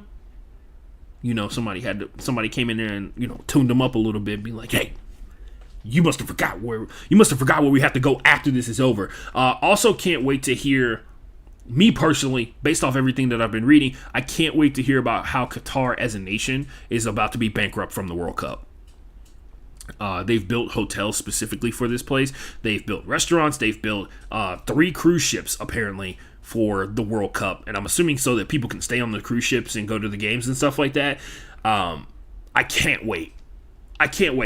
For them in an attempt to subsequently get on the biggest national stage possible and then impose their extremely oppressive regime upon the world and its media, and then subsequently the only thing they get out of it is getting smoked in the group stage, and then a bunch of money lost because they're going to lose money. Like when the World Cup comes to America, the only thing that's probably going to save America from being able to lose money on the World Cup is the fact that our stadiums are already built. Like every MLS team has a stadium across the country. Every football team in the NFL has a field that's big enough to be a soccer field. Even the MLB fields, which they would never use, but could possibly be on the board for being that. There are college teams, if it comes down to it, that have arenas, right? Like that's the one thing that's going to save us. We don't have to build an arena specifically for the World Cup. They may build one specifically for the final, but it's a terrible idea. We can just have it. Literally, they can just have it at SoFi Stadium, right? Like that's so dumb. But yeah, in protest, speaking of other protests that have been going on at the World Cup, Germany covered their mouths during their team photo because they had been stopped by FIFA from wearing their One Love armbands, and that 7 other countries had agreed to wear. And this is even more messed up. They had like a basically, so what the NFL has done, right? The NFL has like the end racism stuff in the end zones and stuff like that. FIFA's been doing that for a while because FIFA has like a massive problem with people from other nations harassing black players, like literally like throwing bananas at them and making monkey noises while they're playing the game. That's been a problem for like a really long time. And of course it goes for brown people too. But the other thing that they have all these corny ass phrases that don't mean anything, right? And they have those available for players to wear on their captain's armbands, which is an armband to specifically designate the player who is the team captain. It is a great honor to wear it. And the one that the German captain got was like too loose. And so he had one about like in depression or something like that. That was one of the FIFA approved phrases, in depression, and it like wouldn't stay up. Like he was just like, yeah, it kept my sleeve, had it slipping up and down my arm the entirety of the game or whatever. So it was a little wild. It was like, FIFA conspiracy. FIFA rigged. Even though it actually is. Qatar. Yeah, anyway. It's just funny that they said FIFA banned those countries from being able to wear those armbands when we all know who the fuck it was. Anyway, FIFA continues to sell out for a country that honestly is like not even worth it. Qatar's like the smallest nation on the planet, and I get it. They have billions of dollars because of their oil reserves and stuff like that, but is this the country you want to simp for? Is this the country you're going to bend over backwards for? It's hilarious, man. Moving on. Let's talk about some NBA stuff. Tell me what you think of it. Tell me what you think of the World Cup, by the way, recently. It's been pretty fun for me. Brazil is out here cooking. Rick Carlson had a beautiful scissor kick that looked like a bicicleta from the other side. It was crazy. I had a great time watching the replay of Brazil, because it looked like they were having a little trouble there, and then eventually they figured it out. Anyway, NBA stuff. The Sacramento Kings did a couple of cool things this past month, so I just wanted to point it out because, honestly, they never do. They introduced a fucking laser beam. Like, literally a laser beam. Every time that they win, they're gonna light a laser beam that shoots off into the sky. It's a purple laser beam, Sacramento Kings purple, right? The wind and the laser beams are supposed to help them connect better with the city. So like you drive around Sacramento, which I'm assuming is smaller than Houston, like a lot smaller than Houston because Houston's the 3rd largest city in America. You drive around, you can probably see it relatively easily. The beam up into the sky is going to be a signifier of like, oh wow, the Kings won tonight. Look at that. And maybe spark some people to go and check out the Kings a little bit more. Start off by like looking at how they won and all that kind of stuff like that. Watch the games a little bit more frequently, especially because you feel like you're connected to the team. That couldn't work in Houston because the fucking skyscrapers are gigantic here, especially where Toyota Center, which is where the Rockets play, it is surrounded by some of the tallest buildings in downtown Houston. So, but yeah, they got a laser beam, a fucking laser beam. It's lit. Anyway, it makes you think about the Kings, which is actually cool because the Kings, for the first time in 20 seasons, have their longest win streak ever. 7 games.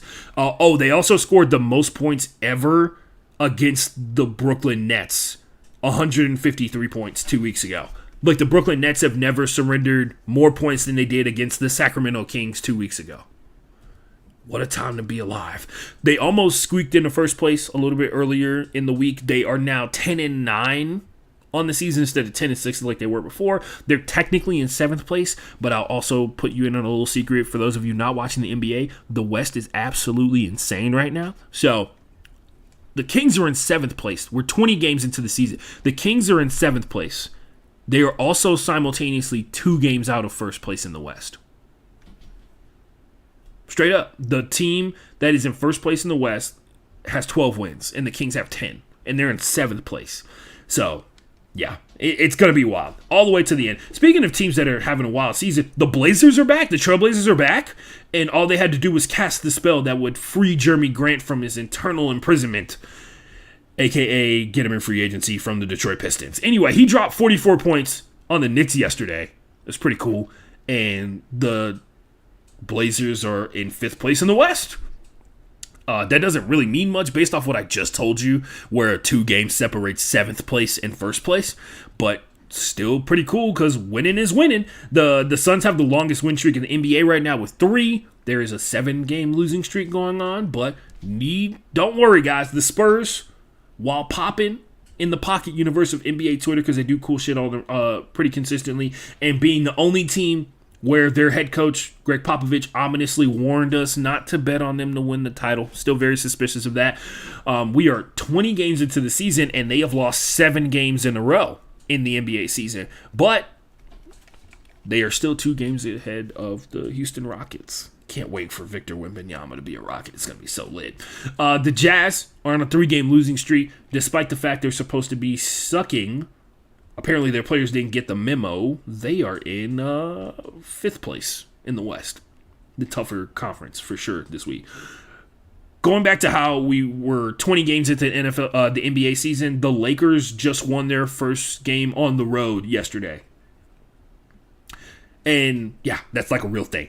I will also, in the NBA segment, talking about some things that are a little lighthearted. LeBron is 1,076 points away from becoming the NBA's all-time leading scorer. Crazy, right? Wild, right?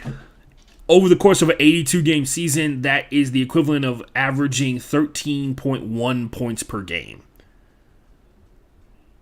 Wild part is, if Bron only averaged 13 points per game, that would hands down be a career low by 7 average points per game for him as a basketball player. The lowest he has ever averaged in the NBA is 20.7. It is year 22, and he had his highest points per game average last year of 31. Witnessing greatness. Absolutely insane. Ridiculous on so many levels. And that's the end of the NBA segment. We don't need to talk about the Lakers. I don't like hurting myself with bad things. Let's talk about Sunday, though. Week 12 is upon us. Week 12 is in the book. I'm just kidding. It's not in the books. Week 12 is legitimately upon us, and we need to talk about a couple of things that are going to go down. Because, it's week 12. There are 5 weeks left in the NFL season. We got to start talking about the P word. Who's real contenders and who's not? Let's talk about it. So we'll start off breaking down the games, and we'll talk about their playoff scenarios as we go along. The Broncos are playing the Carolina Panthers. Both of these teams are really legitimately out of contention for the playoffs. I will point out, if there was one of these 2 teams that had a chance to be successful and go to the playoffs, it would be obviously the Carolina Panthers. They are, with 3 wins on the season, 2 games out of the lead in the NFC South. They're 3-8. And if they go on like a 4-game win streak, they legitimately could win the NFC South. Especially considering I think they're last. So they play the Broncos this week. They play the Seahawks next week. That'll be huge. They play the Steelers and the Lions. Oh, man. The Panthers got that setup. So the setup here is the Panthers, which, by the way, New Year's Day is NFL Sunday. What are the chances? Wow. The NFL bangs so hard on this. New Year's Day is NFL Sunday, and Christmas Eve is NFL Thursday. This is like the perfect synchronized year because, I mean, obviously Thanksgiving is on a Thursday, but it feels like every holiday has been hit by the NFL. Anyway, the last 2 games of the season for the Panthers may determine their season. If they go on like a 6-game win streak, they legitimately could end up in the playoffs, but they won't. They are starting Sam Darnold, which obviously has its own hindrances and problems. They are also, if Sam Darnold doesn't work out, they're going to be playing Baker Mayfield, which obviously has its own hindrances and problems. This is 2 of the better defenses in the NFL duking it out, and for the first time probably all season, Russell Wilson is at a distinct, massive advantage at the quarterback position. So that'll be huge. Also interested to see how Latavius Murray and Chase Edmonds is on IR, and so Melvin Gordon's been cut as well.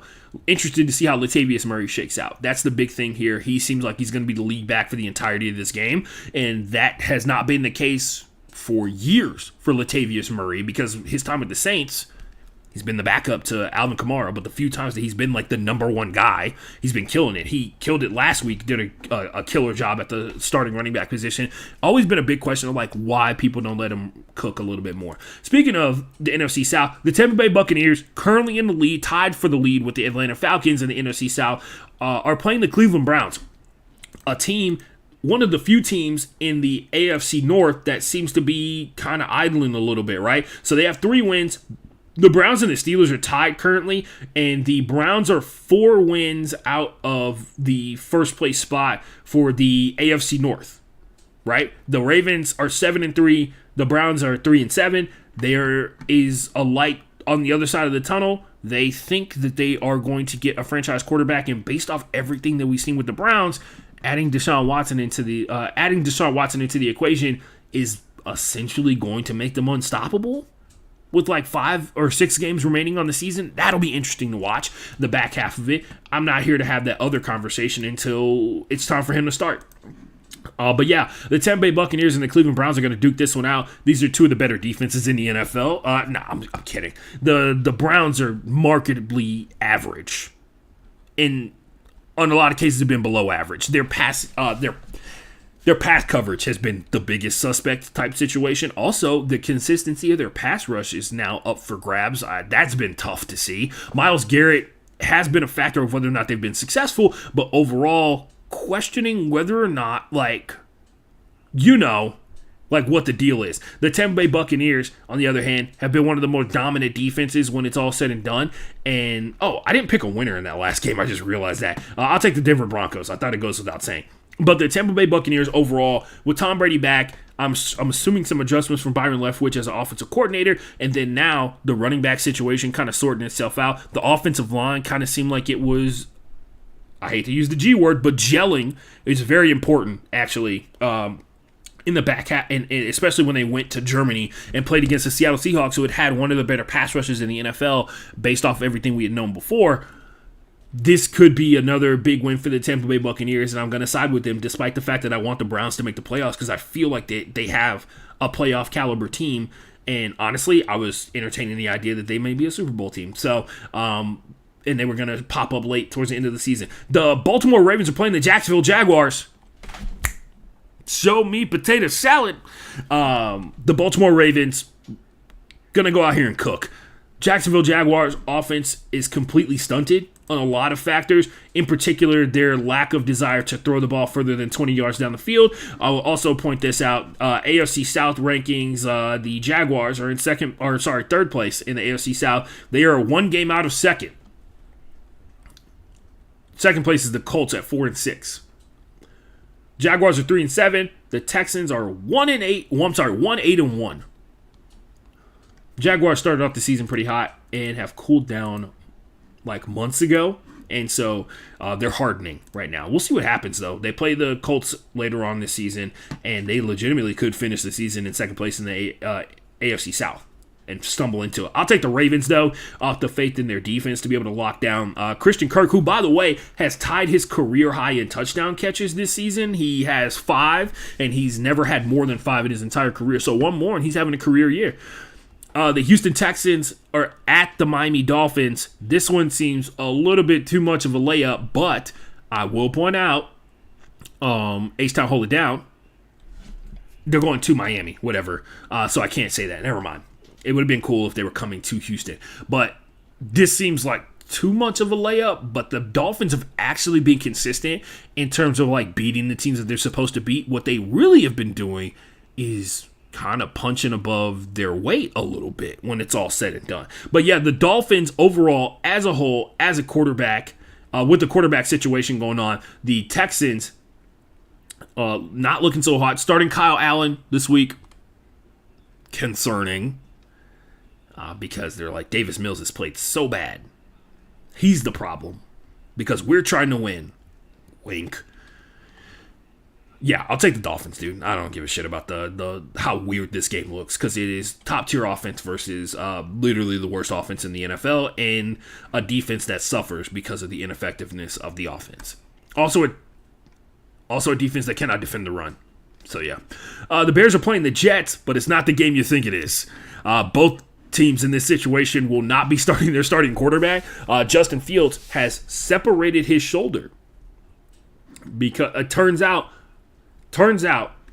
running your quarterback into the ground does have consequences. Who would have thought? Who would have thought having the person that, despite being immensely talented, weakest football player on the field, physically weakest football player on the field, and getting hit by much stronger players, not great. Not great for their ability to succeed. Also, having a bad offensive line is bad for your quarterback's health. Another lesson that we all just learned this season, a lesson that we have never known up until this season. The Jets will be starting that boy Mike White. Mike White is back. Mike White was pretty consistent when he was playing with the Jets, but the one thing that I do rely on in this game, the Jets defense has been balling, and I'll take them. I would take the Jets defense, in particular the Jets pass rush versus the Chicago Bears offensive line. So, yeah, the Bengals are playing the Tennessee Titans. Rematch since that one time. Remember that one time we learned that 9 sacks is nothing in comparison to 3 interceptions because interceptions are possessions and sacks are individual plays and downs. Remember that? That was a really key lesson for a lot of formative football players, I think. The Bengals are playing the Tennessee Titans. The Bengals are coming off probably their best offensive performance of the entire year. You know what I mean? No Joe Mixon. He's concussed. Samaje Perine's going to be the starting running back in this situation. The Tennessee Titans, one of the slowest offensive paces in the NFL, but you know what the Titans have the ability to do because their defense is so good? They force you to play their game. They make you come out there and play like them.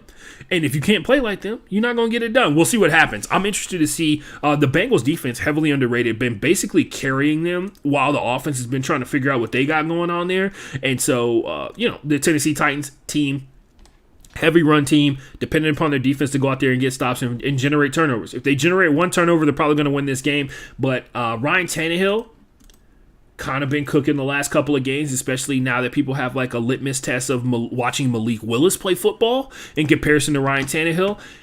Having 7 tight ends out there on every single play also helps with the run blocking up front. So if they continue to do that, maybe they'll be able to wear down the Bengals defense up front and be able to, one, kill a bunch of clock, aka Time Lord wins again, and really do something impressive in this game, because I think this is so weird because last year these are 2 of the hottest teams in the NFL, but the Bengals are basically like fighting and clawing their way to get back into the wild card race because them catching the Bengals seems a little difficult, especially considering what the Ravens schedule is the next couple of weeks. So like the Ravens play the Jaguars. Should be an easy win for them, even though they make every win look super difficult. They played the Panthers 13-3 last week. The Broncos, they play a team that has an offense that is just absolutely inept, and their defense is next level, top-notch type stuff. The Steelers, who looked alive, looked like they had a pulse last week versus the Bengals. They play the Browns. That's a huge game for them. They play the Falcons. a relatively good team, but a team that consistently plays poor defense unless they're going up against a really one-dimensional type team. Anyway, Steelers again, and then they end the season playing the Bengals, which will determine whether or not the Bengals win the NFC North, I'm sure, or win the AFC North or not, or if they're a wild card team. But yeah, this is a huge game for the Tennessee. This is a huge game for the Bengals to keep pace, and the Titans, well, they've already locked up the AFC South. That's probably the most dominant division lockup right now in the NFL, next to the Minnesota Vikings. They got it locked up. There's like zero competition for them. They swept the Colts. It is statistically unlikely the Jaguars or the Texans, who I think have already been mathematically eliminated from the playoffs. But yeah, the lead is, so first to fourth in the AFC South, a 6-game lead for the Tennessee Titans over the Texans, and a 3-game lead over the Colts, with a sweep of the Colts mixed in there, by the way. So, yeah, this is not happening. 4-game lead over the Jaguars. Not happening. They already got it locked up. They might be printing T-shirts next week. Warm up the printers. Get the T-shirts popping. Joe Mixon's out of this one. And by the way, random note on this one, Joe Mixon missing his first game in 3 years in the NFL. He's been in the league for 6 years, and he's missing his first game since 2020, or like the 2019-2020 season. So that would start in 2019. That's kind of wild to think about. But yeah, the Bengals are playing the Titans. My money is on the Bengals to go out here and cook it up a little bit. There's questions about whether or not Jamar Chase is going to be able to play in this game. I'm interested to see how much the Titans defense can cook it up versus Joe Burrow. Joe did not throw well against pressure versus the Steelers last week, but he had much better protection than he's had all season in that game versus the Steelers, which is wild to think about because they had TJ Watt playing for him, even though he threw 2 interceptions in that game. The Atlanta Falcons are playing the Washington Commanders. This is huge for both of these teams. These are wild card vying type teams right here. So the Falcons need to win to be able to keep pace in the NFC South. And then the Commanders, they need every win they can fucking get because they not getting. They're in the beast. They're in the battle for the beast. So if you don't know, the Commanders are in last place in the NFC East. But the NFC East is also in a legit position to have all 4 teams qualify for the playoffs, which I don't think is actually possible because there's only 2 extra wildcard spots and there's a division champion. But 9-8-7. So 9-8-7-6. 9 wins for the Eagles, 8 wins for the Cowboys, 7 wins for the Giants. The Cowboys just beat the Giants yesterday. It was a huge win for them. Kind of puts them in the driver's seat and control of a lot of things, and one of the best home records in the NFL. And the Commanders are 6-5, which is good enough to be first place in the NFC West. It is good enough to be first place in the NFC South. It's good enough to be first place in only those divisions. But it is last place in the NFC Beast. So, yeah, the Commanders need this win. I feel like the Commanders have played more. Their consistency and level of play has been there a lot better. Their defense is also significantly better than the Falcons. Like, significantly better. And with the loss of Kyle Pitts, have to wonder how Marcus Mariota is going to stand up to a bunch of pressure from the Commanders, because if there's one thing that has defined the Commanders this season is their ability to get after the quarterback. Didn't I read that stat off like last Wednesday about how the Commanders are the only team with multiple players that have 5 sacks or something like that? Or is it 2? Anyway, they have multiple players with 5 sacks. I'm taking the Commanders. Sorry, let me fix something real quick. I'm going to do that thing where I delete the name of the team that I think is going to lose, so that I'm only left with my picks when it's all said and done. But yeah, been kind of chalky. I'm not even gonna lie, man. It's been kind of chalky. Not looking forward to it. Well, I guess predicting the Broncos to win is it's not an upset at all. The Cardinals are playing the Chargers, and the Chargers don't care. Mike Williams is out with an ankle injury. Not gonna lie, I saw a quote from Brandon Staley that made it look like maybe he's just kind of looking past this game. They asked him why Mike is sitting out. He said, just felt like resting him this week would be the best course of action. Brandon Staley, Chargers head coach. Doesn't sound like, oh, well, his injury's bad that he can't play. You know, it felt like we could have played him, but we decided not to because we're playing the Cardinals, who have surrendered on this season. I'll take the Chargers to win in this one off just that quote alone, because Brandon Staley seems like way too confident about a team that is going to have Kyler Murray at the quarterback position. He's back from his concussion. So, yeah, I'll take that. feel like the Chargers been the Chargers defense has actually been playing like a little bit better. And Keenan Allen versus Byron Murphy, sign me up for that pay-per-view camera. The Raiders are playing the Seahawks. Yeah, give me the Seahawks, please. Sign me up, ladies and gentlemen. Obviously as a Seahawks fan, but also from the fact that the Raiders lack the ability to finish in pretty much any game unless it is against the Denver Broncos, a team that they have the most wins ever against. So I'll take the Seahawks for the dub on that one. Feel like they're not going to be able to stop the run game in this one, but if the Raiders are giving up runs to Kenneth Walker, the Seahawks are going to control the clock a lot more, and their offense has been far more consistent throughout the season. The Rams are playing the Chiefs. Juju is back in this one, which is good timing because it feels like Juju Smith-Schuster is taking over as like the number one wide receiver, despite the fact that Mecole Hardman's been in this offense for like 4 years or something like that. And coming into this season, he had gotten progressively better catches, yards, all that kind of stuff like that, touchdowns, going every single year he had been in this one, and it feels like this year he's taking a big step back. He's also on IR, so he's not involved with this one. Juju, if you got him in fantasy, might be the time to play him because, look, man, maybe Jalen Ramsey's going to be on him, but he can't stay on him forever. But, yeah, this game should be fun until they kick the ball off. But yeah, I'll take the Chiefs. This one seems like real lopsided, even though these are the kind of weeks where upsets are like a brewing, right? These are the kind of weeks. The Saints are playing the 49ers. This would be it is difficult for my mind to perceive how the 49ers lose to the Saints, even though both of these teams are in very similar situations. High caliber defenses, elite level running backs. They have people who play the position of quarterback. And the Saints even got like a up-and-coming tight end on their team. You know what I mean? So they're making it happen. And Chris Olave, future potential star wide receiver, Deebo Samuel and Brandon Ayuk. You know what I mean? When are we going to start talking about how the 49ers have probably the best wide receiver duo in the NFL? When will the people learn? I'll take the 49ers off the respect of the defense from my boy DeMeco Ryans, ladies and gentlemen. Packers versus Philly. So, about this.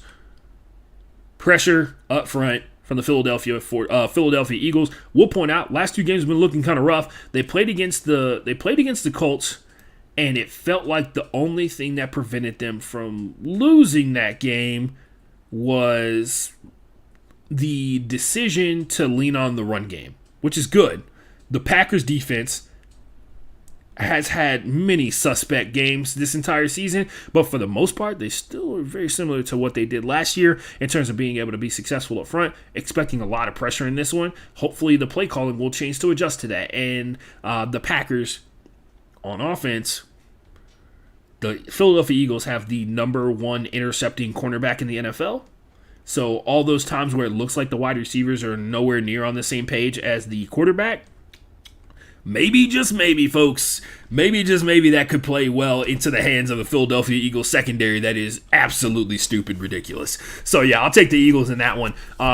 Monday Night Football, the Colts are playing the Steelers. Cannot picture the upset in this one, guys, especially considering the Colts go one-dimensional like crazy fast. And the Steelers don't look like a defense that can really get cooked like that, despite giving up 31 points last week to the Bengals. Don't really feel like the Colts are coming out here and showing the Steelers anything unique, especially considering their whole game is centered around how well they run the ball. So, and offensive line, not looking great. I don't know if you guys know this or not. TJ Watt tends to cook up offensive lines that are not looking great. And on that note, ladies and gentlemen, boys and girls, all the people who came and showed up and checked out the show, I appreciate you. I really do. We are done here. Oh, wow. I went immediately to the ending slide right there. I did not mean to do that. I'm sorry, guys. I would never just leave you like that, cold out in the rain. But I do need to start playing the title ending sequence music. I need to head out. Y'all have a great Saturday. I know some of y'all out there turning up. It is a college football Saturday. Don't be get an Uber, get a Lyft. Ride with a friend that's not going to drink. You know what I mean? It's not hard to save a life. Do good. Wash your hands, wash your ass, and be kind to people. Have a great weekend. Have a great NFL Sunday. Good luck losing all your money. And we will be back Monday with the Challenge Only podcast, where we discuss episode 6. I heard some things may be a brewing. Great episode of the challenge this past week. I really enjoyed it because somebody made a massive mistake, like as a player in the game, and I'm really enjoying that part. Anyway, I gotta go to this Friendsgiving. Y'all have a good one. Hit me up on Twitter, FB_playbook at the Ashton J. If you want to tell me what the worst vegetable is, tell me at the Ashton J, and we can have a discourse, because I have a strange feeling that there are now 10 plus notifications on my personal Twitter account about how lettuce is not the worst vegetable, even though that's what I think it is. All right, I'm out.